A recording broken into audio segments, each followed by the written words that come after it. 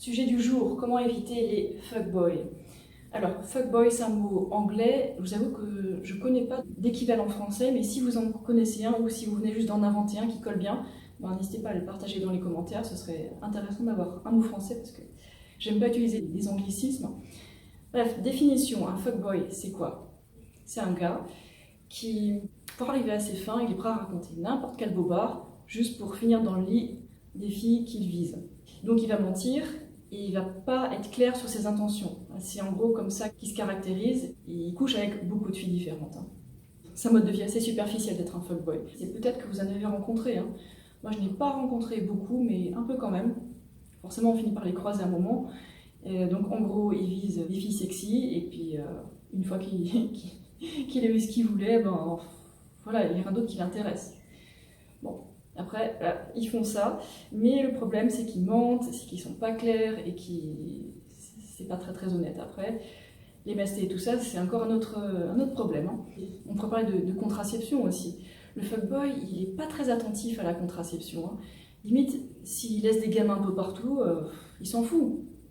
Du moment qu'il a eu son petit plaisir, il s'en fout de laisser des gamins derrière lui. Donc faites attention, on peut aussi reconnaître le fuckboy par le fait qu'il veut éviter vraiment la capote. Et ça, c'est mal, quoi. Alors, j'ai aussi entendu des histoires que des fuckboys ils ont mis le préservatif, mais discrètement, après, ils l'ont enlevé. Et ça, c'est vachement grave. Donc, maintenant que vous connaissez les caractéristiques de ces fuckboys, vous savez un peu mieux les reconnaître. Après, c'est pas toujours évident parce que ils sont très sympas, vous savez. Et puis ils sont très séducteurs et tout, donc on pourrait limite les confondre avec un bon gars qui vous séduit, qui est vraiment intéressé par vous. Donc vous pouvez faire un petit test pour voir si le gars en question c'est un fuckboy ou un gars bien. Vous pouvez simplement juste le laisser patienter et pas le laisser aller dans votre lit ou ne pas aller dans son lit, quoi.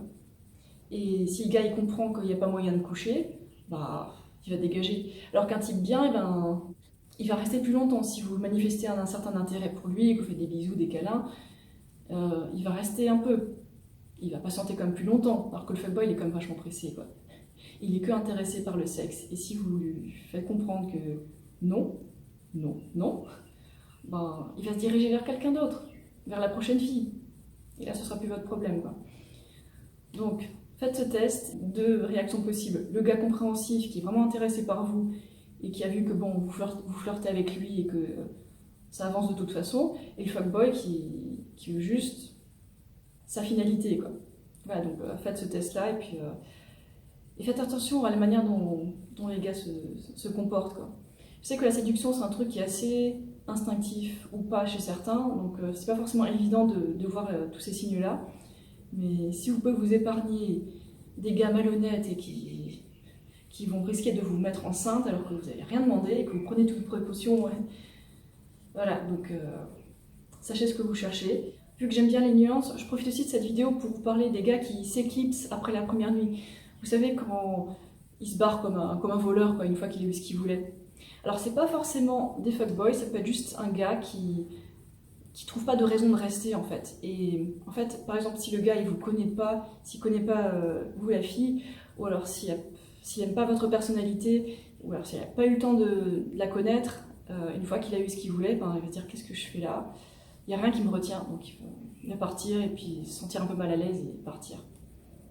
Donc c'est pour ça moi que je conseille, en général, la plupart du temps, on va dire 99% des cas, c'est mieux de ne pas coucher la première nuit si vous voulez que ce gars il reste plus longtemps, si vous voulez que ce soit un petit copain, on ne sait pas comment ça pourrait finir, quoi. Donc si vous voulez que le gars il reste, il faut qu'il apprécie votre personnalité, qu'il trouve quelque chose pour rester, quoi. Donc si vous partagez des passions, s'il aime bien la personne que vous êtes, il y a des chances qu'il a envie de rester une fois qu'il a couché avec vous, quoi. Donc ne pas se dépêcher, prenez vraiment longtemps et faites-les patienter. Il n'y a pas le feu. Je pense que c'est important de bien connaître les personnes avec lesquelles on va coucher, surtout si on veut sortir avec elles pendant un certain temps, quoi. Si on veut que ce soit notre petit copain, notre petite copine. Je sais qu'au tout début d'une relation, il y a cette étincelle de passion ardente qui fait qu'on a du mal à penser Mais c'est pour ça qu'une fois que vous commencez à sortir avec quelqu'un et que c'est tout passionné et tout, c'est un peu tard pour avoir posé les questions importantes. On dit et on constate que l'amour rend aveugle. Vous savez, tous ces couples qui n'ont pas l'air de se correspondre, mais qui sont quand même méga amoureux, mais qui se disputent tout le temps et qui n'ont pas l'air compatibles. Donc pour éviter ça, pour éviter que ça se passe mal et de perdre votre temps, ayez comme de l'estime pour vous-même. Et quand vous rencontrez une nouvelle personne qui est un partenaire potentiel, posez des questions importantes sur quelle personne elle est, quelles sont ses passions, le but de sa vie, sa mentalité. C'est méga important, quoi. Parce que si vous sautez cette étape importante de bien connaître l'autre avant d'engager une relation, soit l'autre personne elle va se barrer après la première nuit, soit après la lune de miel, vous savez la période de lune de miel qui dure environ 1 an, enfin ça dépend des couples. Après cette période d'aveuglement et de passion, vous risquez de vous retrouver en face d'une personne qui vous plaît pas tant que ça en fait, ou soit vous avez de la chance et votre partenaire il vous correspond bien en fait. Donc pour augmenter vos chances que ça dure et d'éviter les fuckboys et puis les relations ratées avec des personnes qui ne sont pas compatibles avec vous, posez des questions à l'autre. Soyez bien lucide au tout début de la relation pour vous assurer que cette nouvelle personne, elle correspond à la liste des trucs que vous recherchez chez un partenaire. Et rencontrer des gens dans une boîte de nuit où on ne peut pas s'entendre parler, ou alors être ivre sous l'effet de l'alcool, c'est pas idéal au début pour la première phase de la relation, quoi. Mais bon, après, autre situation, si vous êtes plutôt volage et que vous ne cherchez pas de relation, soyez honnête là-dessus, soyez clair sur vos intentions et il y a des chances qu'en face de vous, l'autre personne apprécie votre honnêteté. Et comme ça, il n'y aura pas de drame et puis les choses sont claires. Donc si c'est votre mode de vie de ne pas avoir de relation et juste de coucher avec quelqu'un pendant une nuit, de passer avec autre chose, après, voilà, c'est votre choix. Mais soyez honnête là-dessus, voilà. Ne soyez pas un fuckboy ou une fuckgirl.